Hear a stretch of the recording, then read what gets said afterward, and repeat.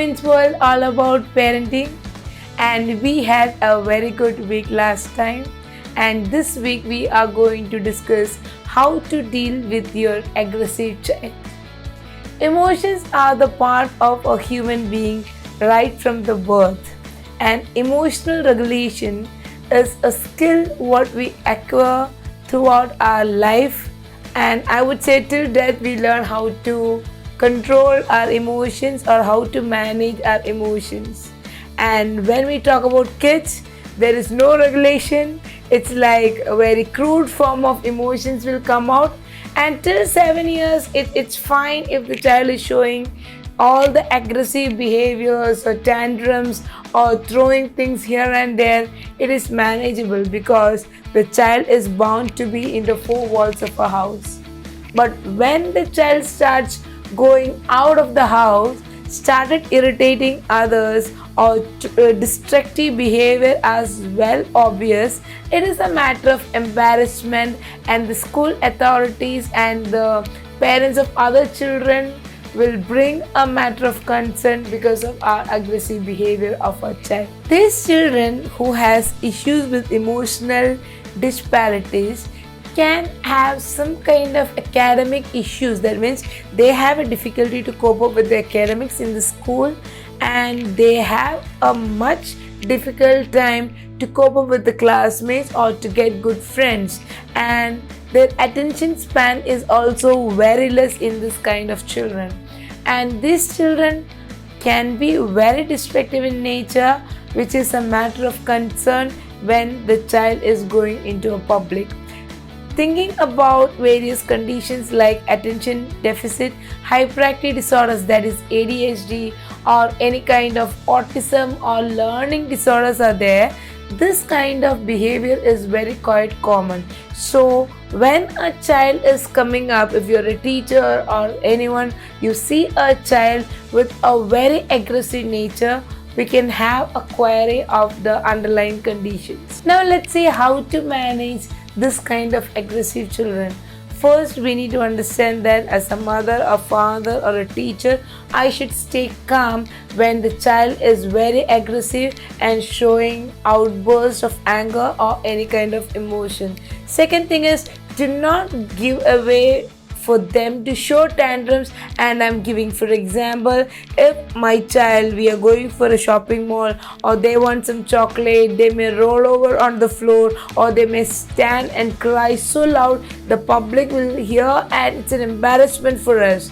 But be assertive and do not buy those stuffs what they are crying for, or do not do because of their outbursts, because once you are scared of the public embarrassment and going to give, next time the child will repeat the same drama when you are in the crowd. And once you are assertive and the child is able to come up with a better behavior in public, appreciate them so that they will understand what kind of change they brought in and what is accepted. Because in the smaller age group, understand, when you set a model, you need to verbalize them because they don't have the sense to identify what is a thought process. So it is always good that we ventilate what we want to express to them.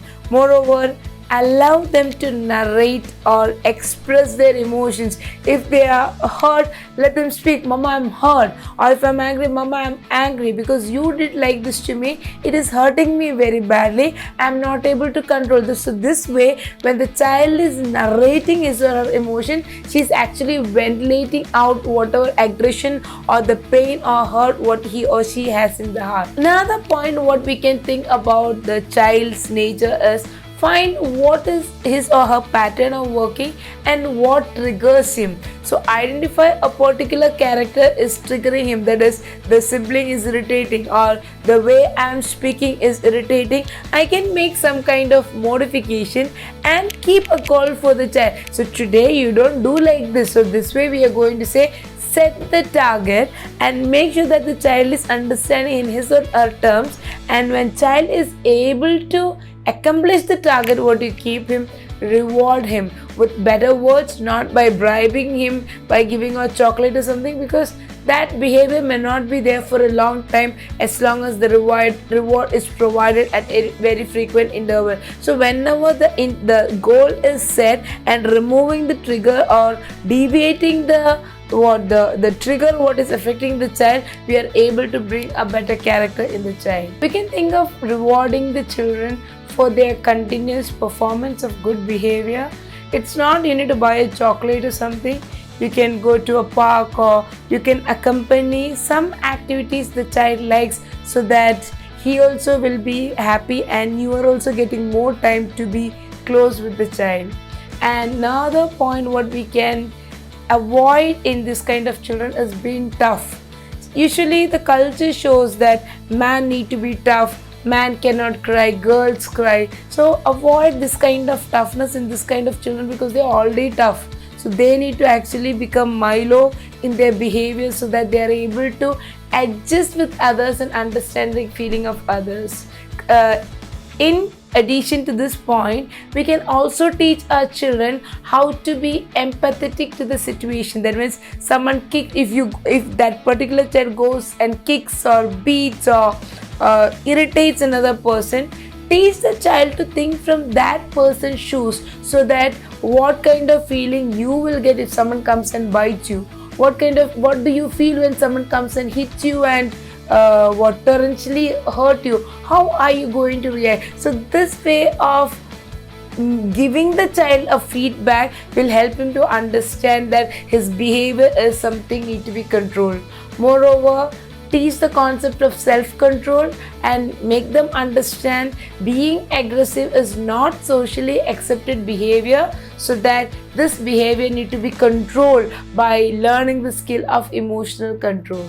Introduce them to various ways where he can ventilate or outlet the grudge or the pain or any kind of emotional hurt they are having. The activities include swimming or dancing or cycling or drawing, where the child is finding his or her own way to ventilate out the emotions, so help them to control the aggression. Moreover, tell them to have a concept of self-control. Self-control always help to understand who I am and how I need to behave in public. Moreover, as parents, we play an important role.